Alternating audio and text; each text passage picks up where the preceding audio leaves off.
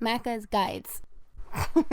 Hey everyone, Macca here. Payday 3 finally works, so let's go and grab another achievement/trophy. This time we're getting traffic control for completing the road rage mission without the truck stopping on the overkill difficulty. You'll also have to escape at the very end. And to start off, I would highly recommend doing this with 4 people. We do it with 3, and it is definitely possible with even 2 or less, but really, if you don't want to suffer, you really want 4 people, as the bot AI can be pretty useless. You'll also want everyone to be level 34 so they can run heavy ballistic armor, and you want a perk tree that allows you to do more damage, take less damage, and all that good stuff. There's no stealth involved. We would also recommend grabbing the ammo, armor, and medic bag favor just in case things get a little bit spicy. And then 2 people in your group should run a turret build, and the other 2 people should run a armor bag build. You want to start the mission by grabbing the EMP device, and then you want to make sure that the gate is opened. On overkill difficulty, I have only ever had the truck move through the gate. But on the lower difficulties, the truck can also move over the holes, which you would need the metal wheel ramps, and then you would also need to move the forklift at the end. So if you do end up somehow on overkill difficulty needing the wheel ramps, you can always pause the game and force a restart through the pause menu to retry, knowing where everything is now ahead of time. So the goal now is to plant the EMP and take a couple of civilians onto the ground as human shields. Once the truck arrives, you can begin to start the hack. And for our strategy, what we would recommend is trying to get on top of the armor truck in order to place 4 turrets on the top of it. This will allow the turrets to shoot the enemies in the front and in the back for you, and then you'll have 2 people with armor bags. Now have all 4 people in your group take a human shield and basically make a circle around the truck, facing in outer directions in order to negate as much damage as possible. This next thing is crucial, and that is that the truck moves faster with the more people in the circle. If you have all 4 people in the circle next to the truck, you're basically sprinting down the entire bridge. But if you only have 1 person in the circle and everyone else is running around doing whatever they feel like doing, this thing is going to take forever to get across the map.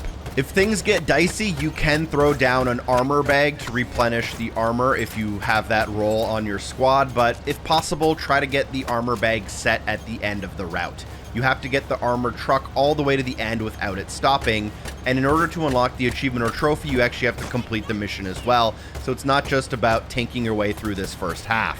As long as 1 person is on the truck at all times, it will make it to the end without stopping, assuming you did open up that fence or you use the wheel ramps to get access across the holes in the ground. But you definitely want to have as many people in the circle as possible to speed up this process and have as few enemies as possible.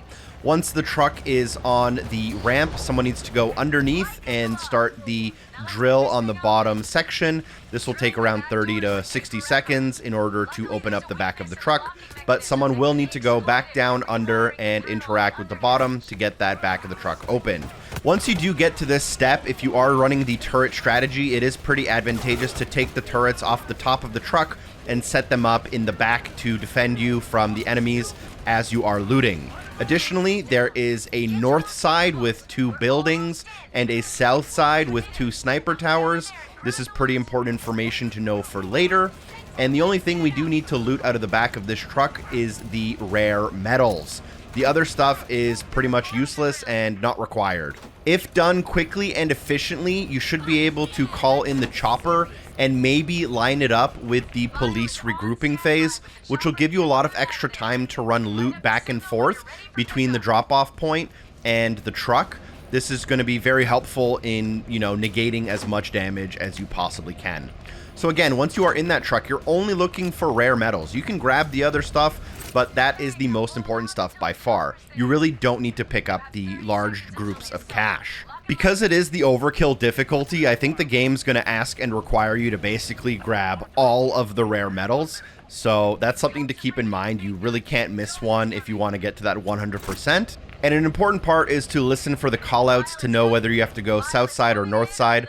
We prepped for south side because we weren't sure yet, but once we got confirmation that we were supposed to be on the north side, we started moving all of those bags over. And you definitely want to watch out for the snipers. They can pretty much one-hit kill you on the overkill difficulty. So that's what we're doing. We're moving all of those rare metals over to the north side where that chopper is going to land, and just holding out on the FBI and police assault. If you are able to find the FBI truck with the satellite dish on top of it, you can shoot out the satellite dish to make this phase a little bit easier. Once that chopper arrives, it's time to start loading it. If you're doing the rare metals only, that's going to be 17% per bag, which will get you to 100% after 6 bags. And once you get up to that 100%, it is time to escape. To escape, you basically need to run the entire length of the bridge. This shouldn't be too hard, especially if you've taken out the FBI truck.